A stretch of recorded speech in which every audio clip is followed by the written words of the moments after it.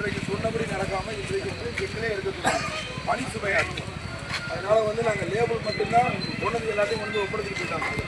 அதில் தலையில் ஆளும் இல்லை, இன்னும் இலவசதி எதுவுமே செய்யலை. அதனால் நல்ல இதை ஏற்பாடு பண்ணிட்டு இதை இம்ப்ளிமெண்ட் பண்ணிட்டோம். அரசு கொண்டு வந்த திட்டத்தை நாங்கள் வரவேற்கிறோம்.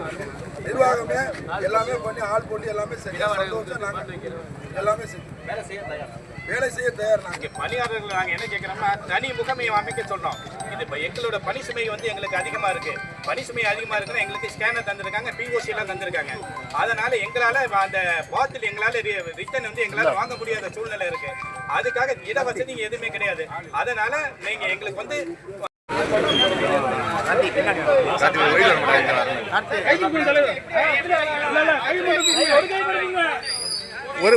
ஒரு கை மட்டும்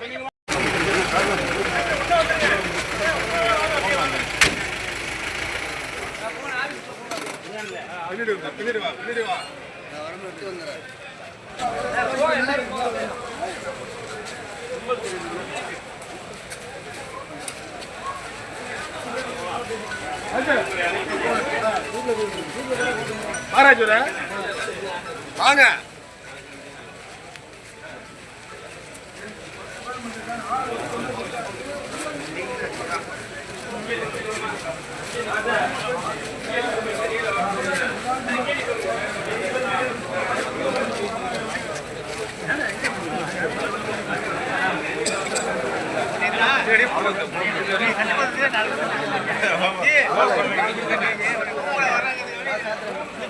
திருச்சி மாவட்ட டாஸ்மார்க் அனைத்து பணியாளர்கள் சார்பாக இன்னைக்கு நாங்கள் முதுநிலை மண்டல மேலாளர் அவர்களை சந்திக்க வந்திருக்கோம். என்ன காரணம்னா, நீதிமன்ற உத்தரவுப்படி நாளை முதல் மாவட்ட ஆட்சித்தலைவர் அவர்கள் திருச்சி மாவட்டத்திலையும் பாட்டிலுக்கு 10 ரூபாய் வாங்கி அதை ரிட்டர்ன் வாங்கணும்னு சொல்லி அறிக்கை வந்திருக்கு.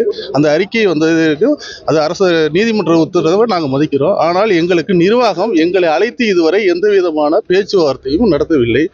இது காலையில் அந்த நியூஸ் பார்த்தோன்னே தான் எங்களுக்கு தெரியுது. அதனால தான் நாங்கள் இன்றைக்கி முதுநிலை மண்டல மேலாளரை சந்தித்து அவங்கக்கிட்ட நாங்கள் ஏற்கனவே பல கோரிக்கைகள் கொடுத்துருக்கோம். அந்த கோரிக்கைகளை எதுவுமே எங்களுக்கு இதுவரை செய்து தரவில்லை.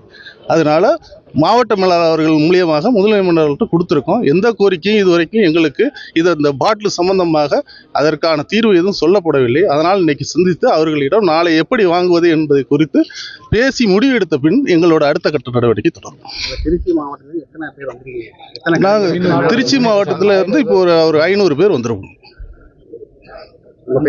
NS முருகதாஸ், மேற்பார்வையாளர்.